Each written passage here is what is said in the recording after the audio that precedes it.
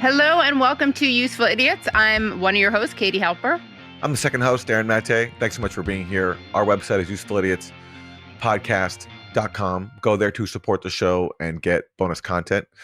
Today, we'll be looking at Ukraine and what looks to be a sea change in U.S. policy. Trump abandoning Zelensky and the proxy war that comes with it.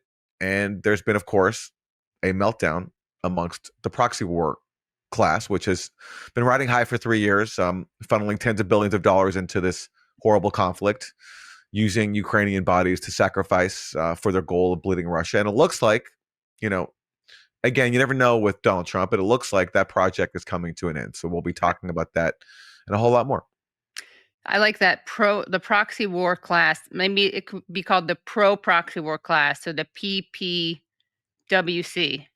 The PPWC, that's right. Yeah, because we also have, of course, the RPB, Russian Playbook. So we need those acronyms to keep on going. And Aaron, you're much more than the second host. You're just co-host. Fair enough. You're right. I'm sorry for diminishing myself and not recognizing my worth. And this is why, again, this is why you turn into Useful Idiots. We're not just giving you hard-hitting political content, comedy. We're also giving you self-help tips. That's a class. That's learned experience right there. Where Katie asked me to recognize my value, and you did. I will learn. Yeah, I will. And you, the audience, can learn your value too, just by watching Useful Idiots. Right. And every time you give it a like, you're really liking yourself. All right, what do we got for Dem Suck? Speaking of liking yourself, Chuck Schumer has a new video that he released, and it looks like he's really dabbling in the influencer field. So let's take a look at this exciting video. Today began the long budget process, and it became very clear what the number one goal of the Republicans is: to give their billionaire buddies a tax break and have it be on your back. All right, so a couple things. Just in terms of the presentation, he doesn't need to hold a lavalier. A lavalier is actually, like, definitionally, you put it on your lapel or you clip it onto your shirt. Also, he's looking around. It almost looks like he's trying his hand at stand-up, because he's looking around. It's not really clear who he's looking at. Usually you look right at the camera with videos like this. They're called, straight to cam, direct to cam videos. But he's adding a nice stand-up feel to it. It looks to me like he was looking into a second camera for effect, but just the editors did him dirty by not adding in that second camera. Unless there is no second camera, in which case he's just gazing off into nowhere for no reason at all, as a stand-up maybe. But or maybe there were two people in the room, like an aide and then a camera an aide and camera person. He was like trying to talk to both of them, but yeah. These Senate Democrats are going to expose them. We're going to lift up the curtain and show that everything else they do is to help hide the fact that... How about those jump cuts? Very good, very dramatic, getting closer and closer. ...under their proposal. Why does Donald Trump talk about the Gulf of America and putting hotels in Gaza and annexing Canada? He wants to hide the fact from you that their main goal, what they're really pursuing on the floor of the Senate, is giving their billionaire buddies a tax break. Is that crazy? Is that ridiculous? These people are very rich. The veteran who needs health care isn't very rich. The elderly person who's in a nursing home isn't very rich. These billionaire buddies are rich already. And yet all they want to do is give them another tax break. Shame, shame, shame. We're going to fight it tooth and nail. Yeah, a lot of hand motions, very a lot of gesticulating. I call that gesticulating, actually, when Jews use their hands a lot. And of course, I'm a gesticulator myself. But it would be great if that were accompanied by any actual action. As people have been pointing out, he's been doing these chants, and then people have been protesting. People who want to actually resist Trump in a meaningful way have pointed out, well, the chanting is nice, but what are you actually doing? And, I just want to give people a little bit of a reminder of how Chuck Schumer has resisted Trump in the past. So in 2018, he cut a deal with Mitch McConnell to fast track the confirmation of 15 Trump-appointed judicial picks. In 2022, when the Democrats had control of the Senate, he allowed the Senate parliamentarian, who Schumer has power over and could have overruled and removed, as Republicans have done in the past. He allowed her to remove provisions in their spending bill that would punish drug makers for inflating their prices for patients in private health insurance plans.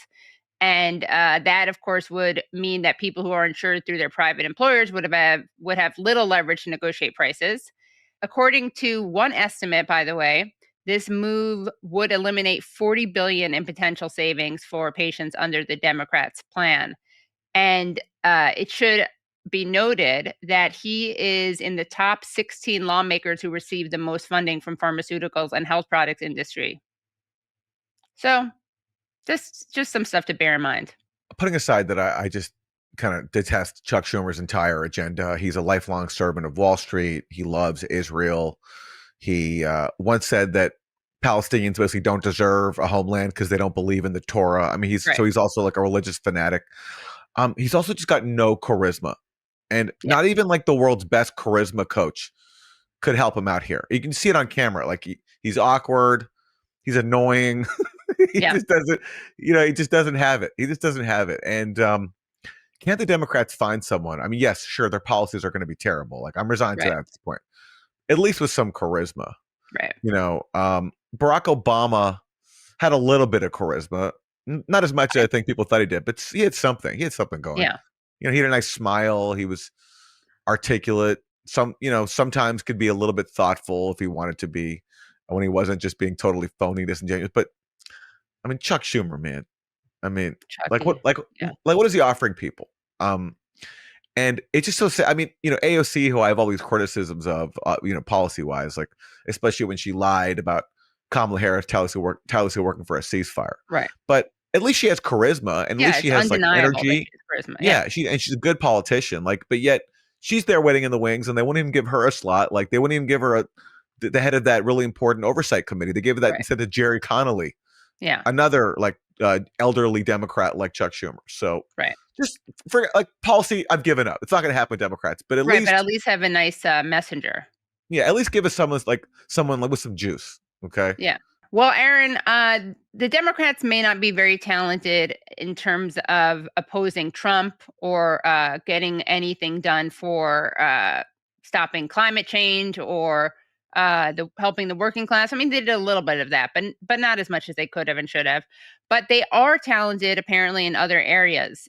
So talented, in fact, that the agency CAA is now representing them. Former Vice President Kamala Harris and former President Joe Biden are signing to a Hollywood talent agency. What's the talent? Where's the talent? Again, same question with Chuck Schumer. What's the talent? Like, Kamala Harris, she's been appearing in a few places. Like, she went to a Broadway show recently and gave like a sort of a backstage speech where she sounded, I got to say, a little tipsy, but maybe that's just how Kamala Harris sounds.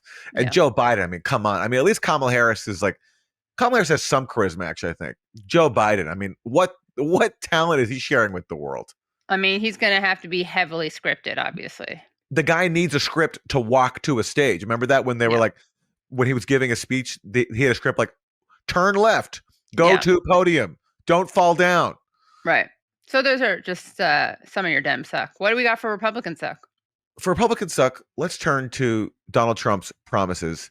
Just a few days ago, he gave an interview to Fox News where he promised that under his new budget, Social Security, Medicare, and Medicaid will not be touched.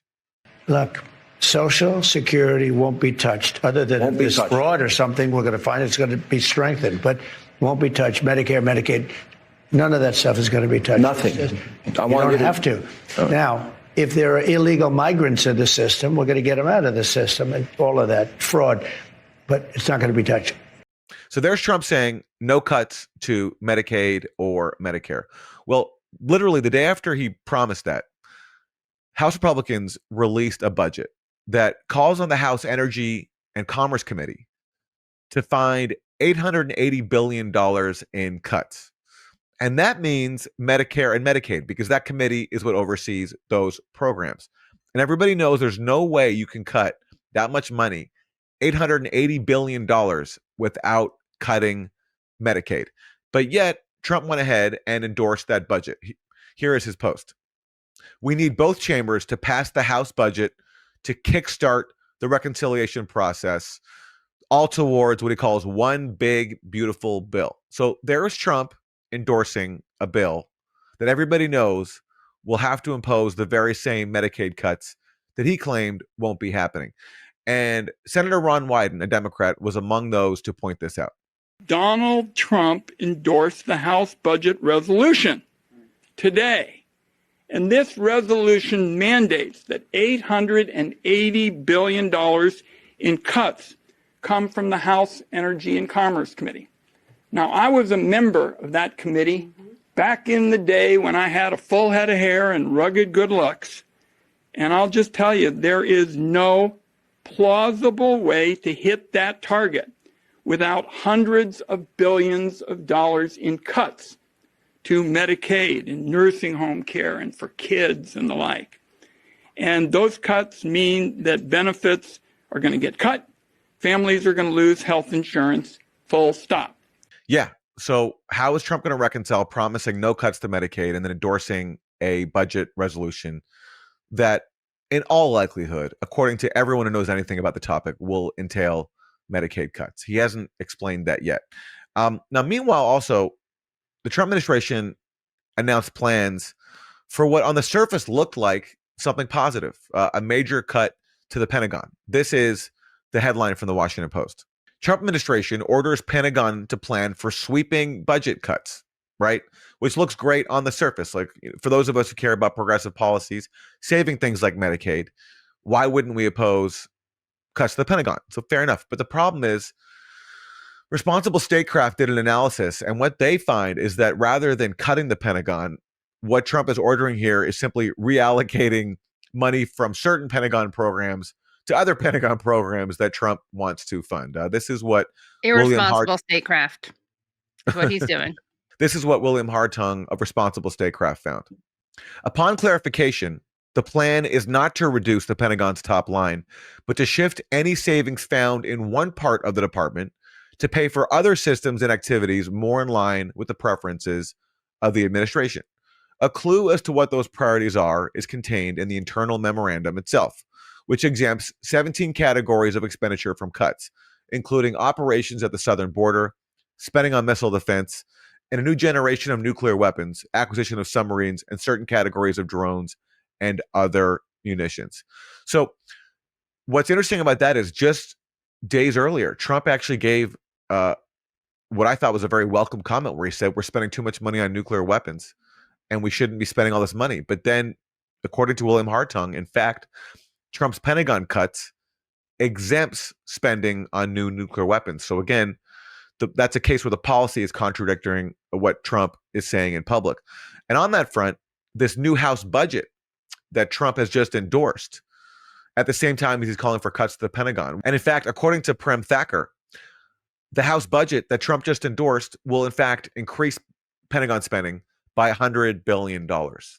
So you have a huge gap here between what Trump is saying in public, what he's promising, and what his administration is actually proposing policy-wise. I mean, the guy likes to riff. You know, he riffs on the truth, he riffs on lies, he riffs on reality. He won't be bound by policy decisions, and no one really cares. That's the thing.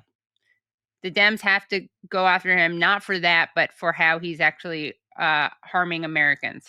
Well, if the Dems are smart, they'll continue focusing on this, as Ron Wyden, to his credit, did there. And also maybe the Trump base, the MAGA base, will actually recognize that this is a threat to them because, there are people in MAGA who are on Medicaid, just like other people who are not Trump voters across the country. And if this hurts them, this will be Trump turning his back on the people who helped elect him. This is the kind of issue that transcends partisan politics. People, no matter who you vote for, rely on programs like Medicaid, not even maybe for yourself, but also for a relative, someone who's in a nursing home, where there's a huge amount of government spending to keep people, in care and receiving the services that they need. So this is the kind of thing where Trump could be in trouble if his base actually realizes what he's up to and looks past the rhetoric that he's giving them in public. Yeah. So this is actually an opportunity for Dems to call him out on something that he should be called out on, as opposed to being Poon's boyfriend. Well, we want to keep everyone honest, not just Donald Trump, but also Democrats. And Ron Wyden did claim to have a full head of hair and rugged good looks. Let's take a look at Ron Wyden in 1981. Full head of hair. What do you think? Rugged good looks? Sure. Yeah. Sure. All right. Sure. Well, he just passed the test. We can trust Ron Wyden. So for Isn't That Weird, let's take a look at how Democrats protested Donald Trump's announcement that he had fired the president of the Kennedy Center for the Performing Arts in Washington, D.C. And he also purged the center's bipartisan board of trustees and replaced them with his own appointees. So this is how the Democrats responded to this.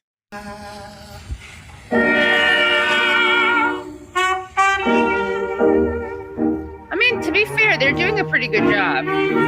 They're pretty coordinated. If that's a metaphor for the coordinated opposition to Trump, that would be great. I like the person, by the way, standing next to them. Is that a person with a speaker? Rolling a speaker?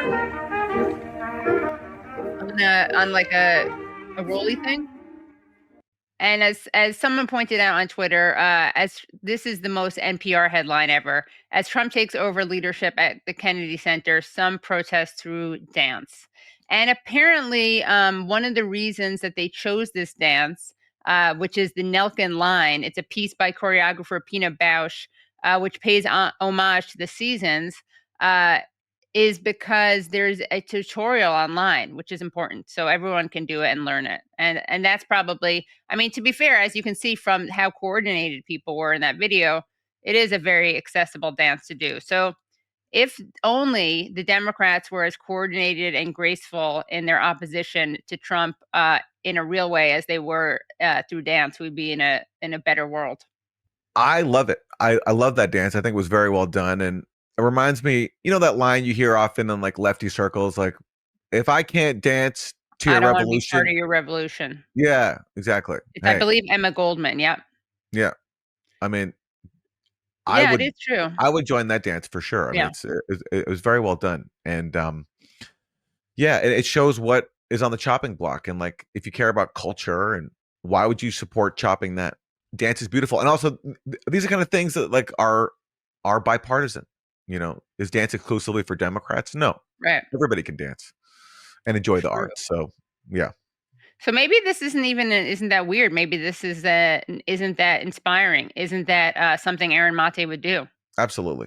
Absolutely. Yeah.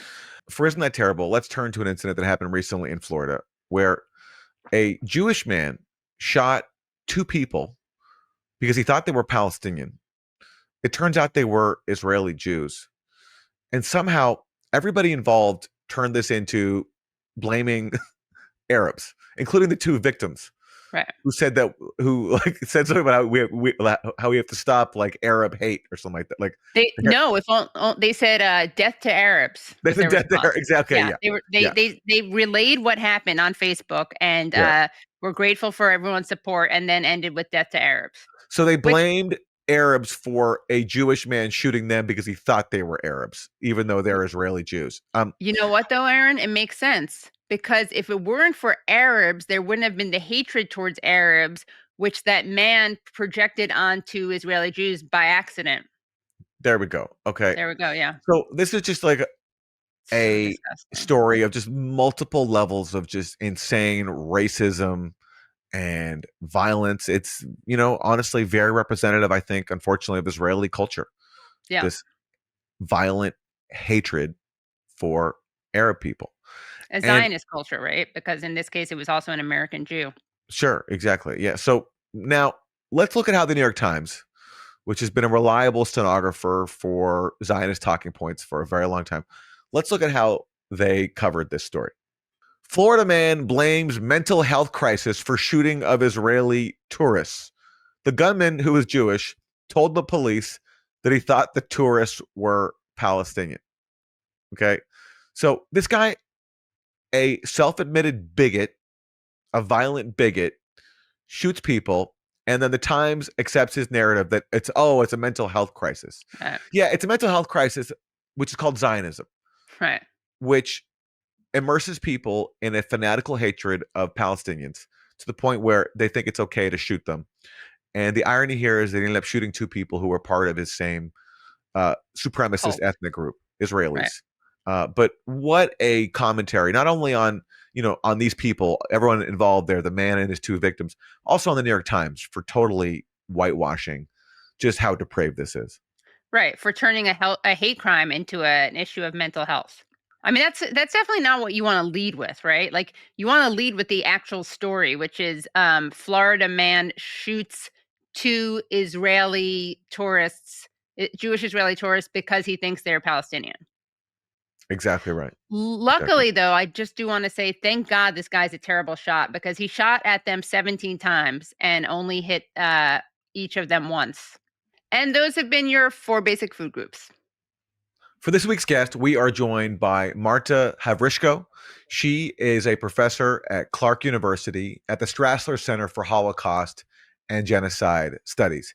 And she is a native of Ukraine. And with Trump right now walking away from the Ukraine proxy war, speaking directly to Russia, this is a historic moment in the world, and especially for the people of Ukraine who have been subjected to this dueling proxy war between the US and Russia, and they've been sort of caught in the middle.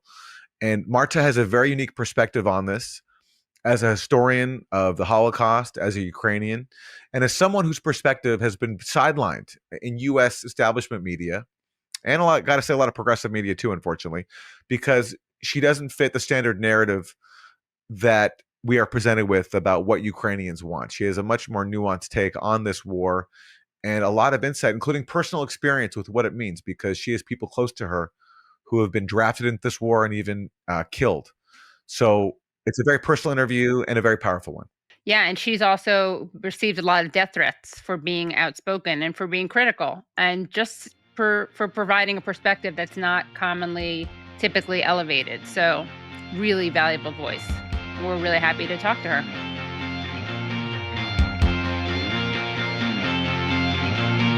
Marta Havryshko, thank you so much for joining us. Thank you for having me. We're seeing right now what looks like a real sea change in U.S. policy. Trump is heavily critical of Zelensky, calling him a dictator, calling on him to have elections, and basically walking away, it looks like, from this proxy war. As a Ukrainian living in the U.S., what is your reaction to all this? I must say that I vote for Zelensky.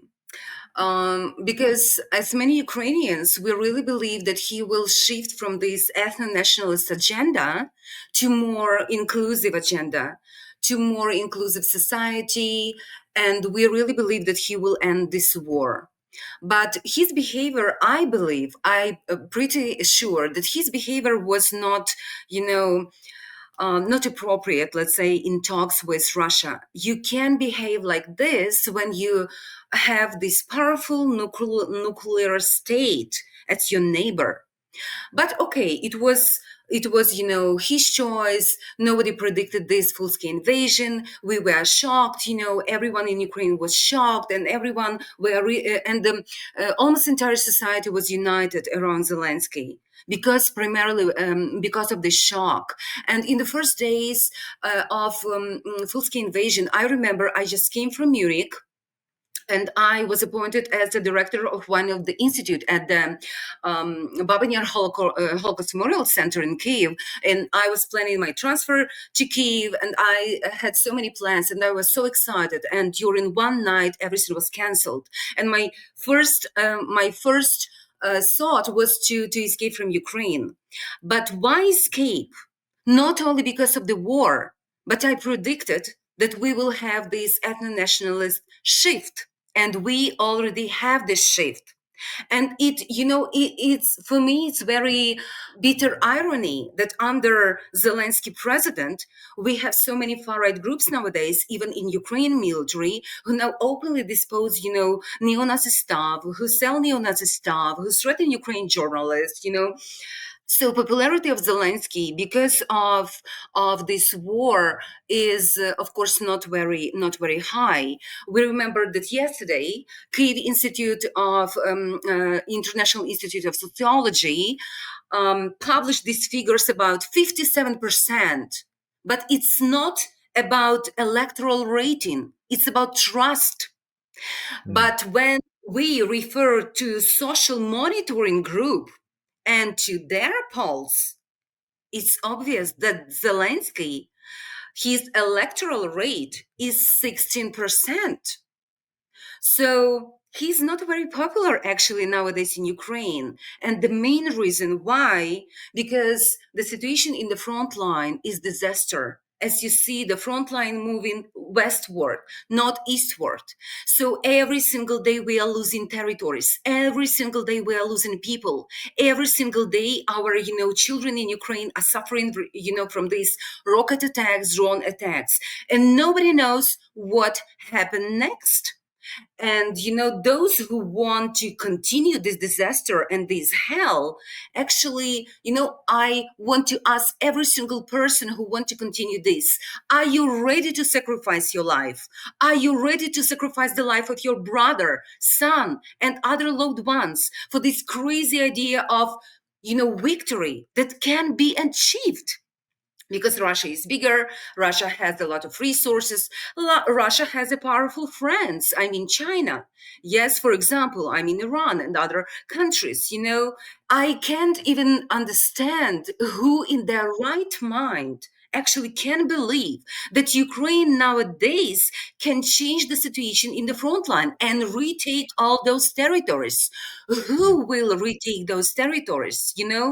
Many of my friends, many of my relatives are in the army now. They suffer from suicidal thoughts. They suffer from, this desperation, frustration, but nobody can replace them because we have this, problem with mobilization, with, we are run out of manpower. That's why popularity of Zelensky nowadays is really low. But I must say that after this,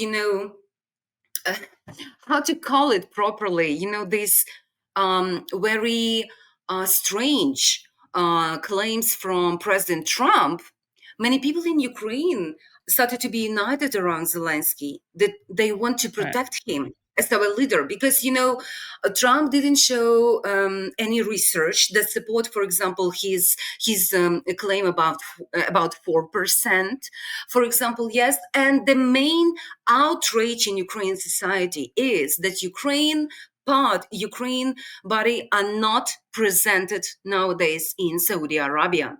So Yeah. basically, many parallels to Munich conference, when big superpowers just divided, the world on their spheres of influence, and that's why it's the main outrage, because Ukraine suffered a huge of losses. Many beloved ones, many people are killed, many wounded. And nowadays, the fate of Ukraine, there is a feeling in Ukraine, and just feeling, that the fate of this small nation in comparison to Russia or to US is designated by these superpowers with these powerful masculine, men who are running those states.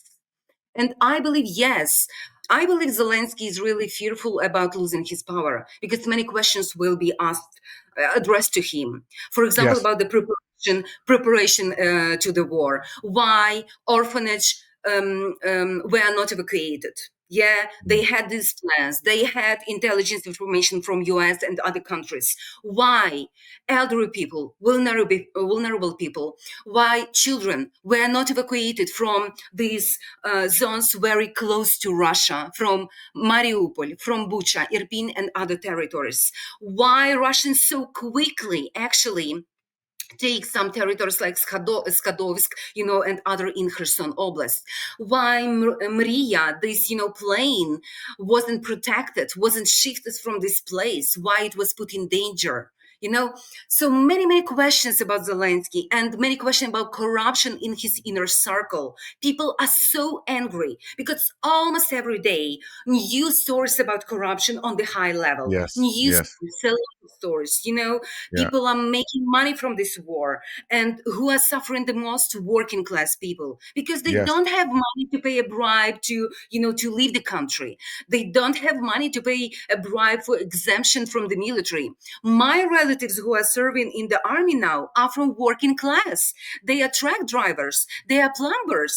But those my friends who belong to middle class and upper middle class, they found ways how to survive this war. Some of them even sold their apartments. Can you imagine? In order That's to pay the horrible. bribe. And To pay nobody in the bribes West. to pay bribes to be exempt from military service? Exactly. Yeah. Or to leave the country, Or to leave. to leave the country legally, so-called legally.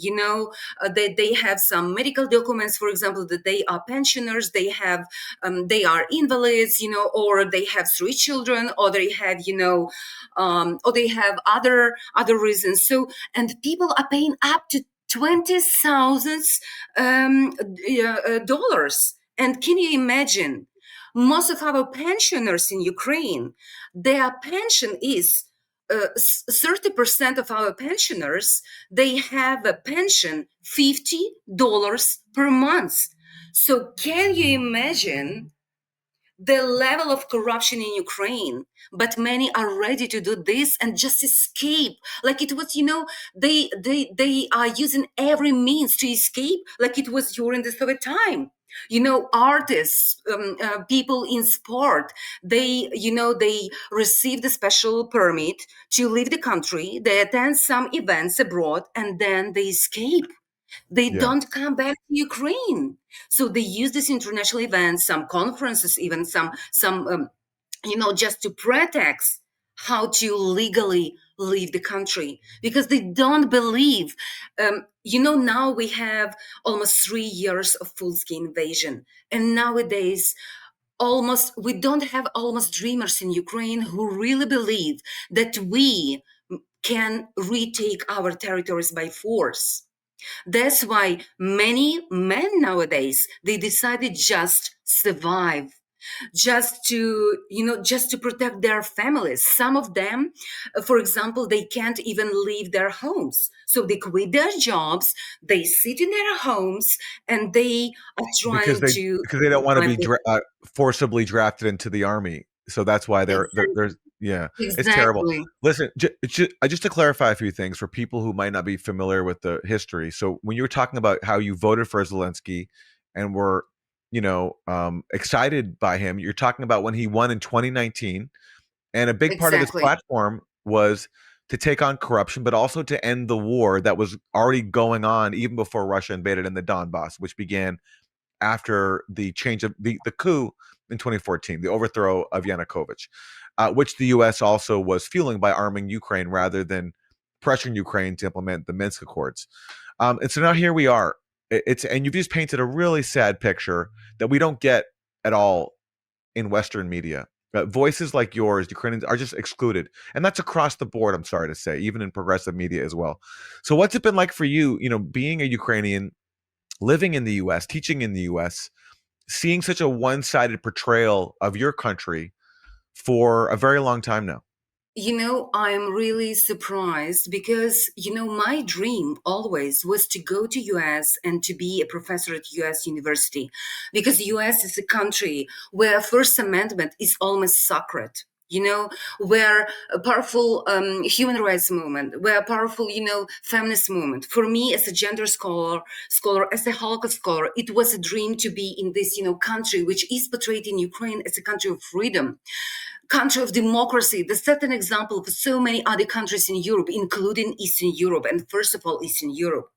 And when I came here, I was really disappointed. When I follow mainstream media and I follow their cover, for example, of neo-Nazis in Ukraine during the full-scale invasion, I was so surprised. For example, Washington Post, recently, it was several months ago, they published an article about the elite brigade, meaning the Third Assault Brigade, Azov Third Assault Brigade, that launched this, recruiting campaign using, half-naked, models, female, of course, models, to attract more men to the military. And the entire article consists from the voices of members of the Third Assault Brigade.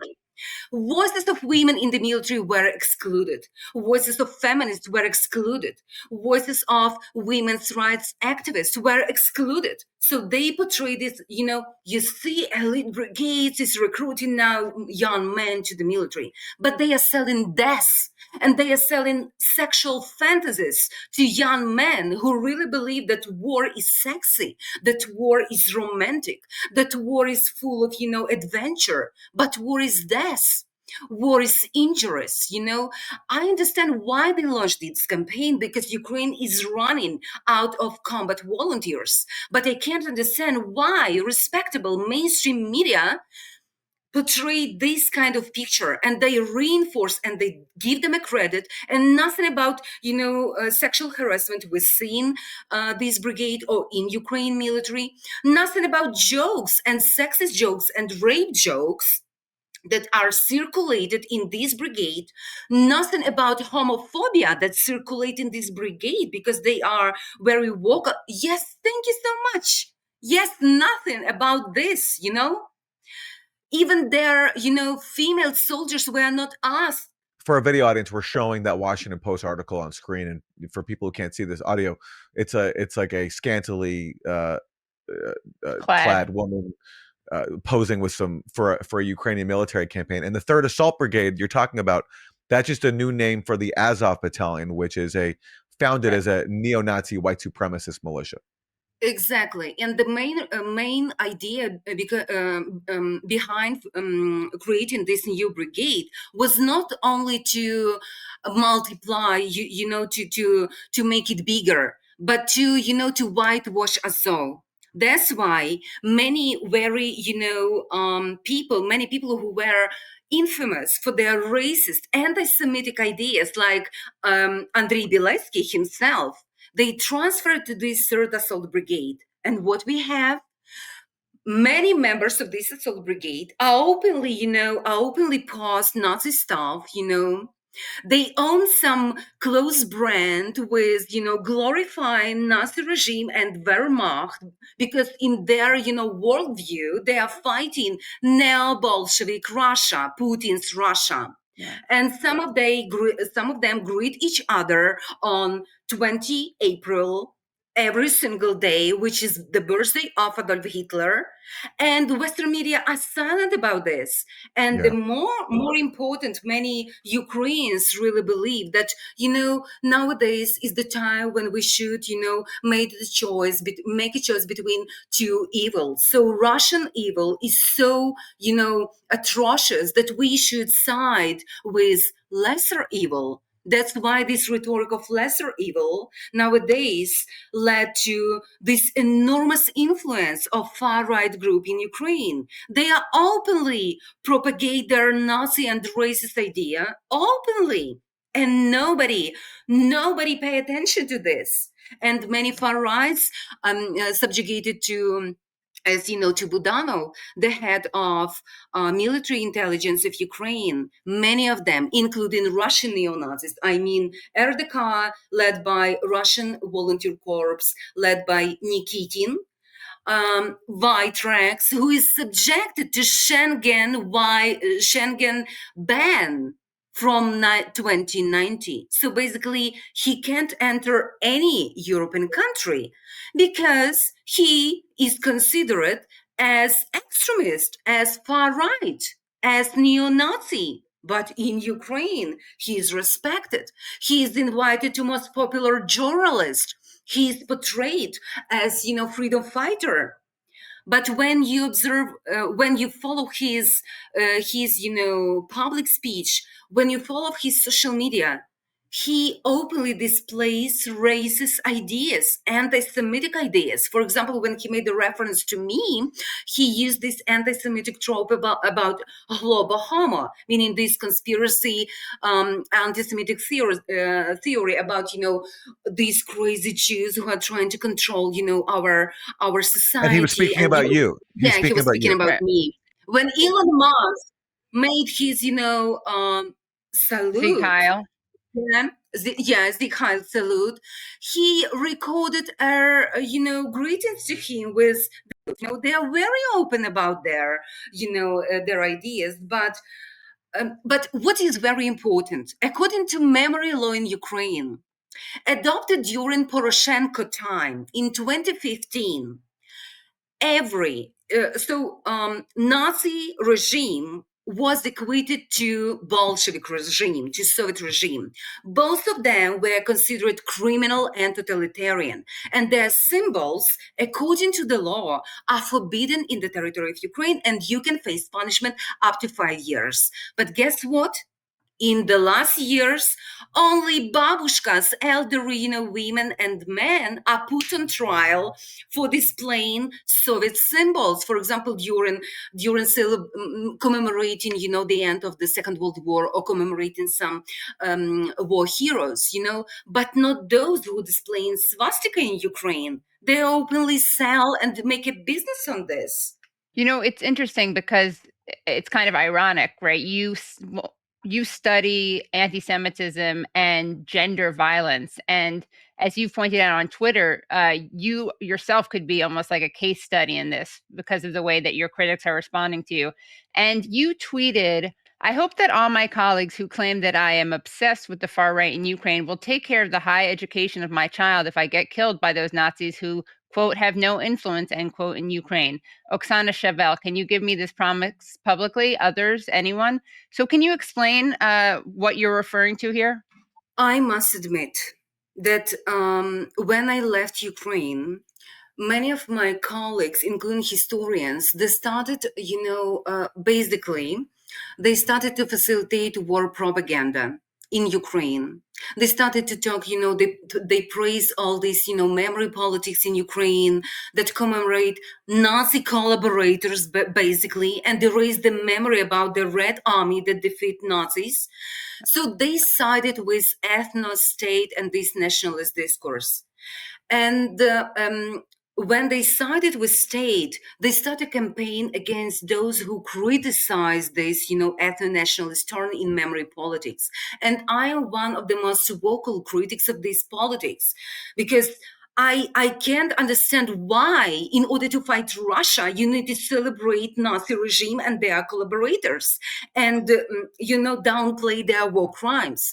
That's why many of my colleagues who are historians, who are political scientists, anthropologists started to attack me. And their idea was you should keep silence and you should not criticize this policy because Ukraine look as a fascist swamp.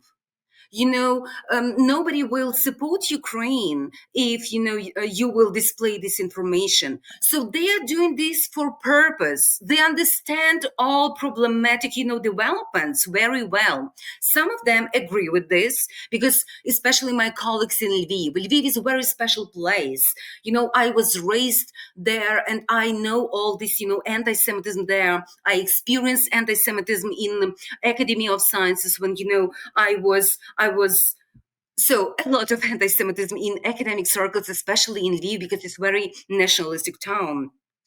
But, nowadays, some of them understand that so Ukraine doesn't look well, actually, when you constantly point out these problematic developments. So they started to attack me openly. They started to downplay all these death threats that I receive on the daily basis from Azov supporters and members of Russian neo-Nazi groups who now receive the safe haven in Ukraine. What I'm talking about, those who follow, for example, the SAK group, it's the SAK, Marcinkevich is very infamous Russian neo-Nazi who was killed. Many believe that he was killed in Russian prison in 2020. So after his killing, it is believed that he told a lot of information about the hate crimes, meaning they killed people on the camera and disseminated this video. And he told a lot to Russian police about his, brothers in arms. And many of them fled to Ukraine, like Korotkih, like Schultz, like Urahan. I talk about them constantly on my Twitter. They are criminals. They beheaded people. They raped journalists who criticized them, who denounced them. They killed people because out of racial hatred. And now they are freedom fighters in Ukraine. They are given, NATO weapon. They're receiving social benefits from Ukraine government. And when I'm talking about this, of course, Ukraine looks like in a not very good light. That's Right. why people downplay these threats. But as you know, Irina Farion, a Ukraine professor, was already killed by far right last summer in Lviv, in my native city. She was killed by far right. And there's no coverage of that here. No media coverage of that story. It was a political terror. It was the act of political terror. And if something like that happened in Russia, it would be nonstop media coverage of it. Exactly, double standards. Why? Because Western political elites don't want to underline this, because they look as those who complicit in this political terror. Yeah. Well, let's go to a few examples of that. One of the few times when Zelensky was asked about the incorporation of Azov Battalion, this neo-Nazi militia in the Ukrainian armed forces, came on Fox News in April 2022. I believe that might be the only time Zelensky's ever been asked about this Interesting was on by Fox. a U.S. journalist. And this is what Zelensky said. I want to have you clear something up for us, and this is these reports about the Azov Battalion that is said to be Nazi-affiliated organization operating as a militia in your country, said to be committing their own atrocities. What should Americans know about that unit, about those reports? So Azov was one of those many battalions. They are what they are. They were defending our country. And later, I want to explain to you. Everything from all the components of those volunteer battalions later were incorporated into the military of Ukraine. Those Azov fighters are no longer self-established group. They are a component of the Ukrainian military.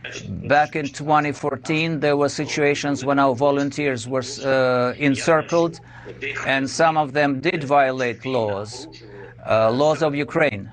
And they actually were taken to court and got prison sentences. So law is above all. So that's Zelensky. That's in April 2022. He says, they are what they are. Yeah, sure, they're neo-Nazi, they're white supremacists, but they were incorporated.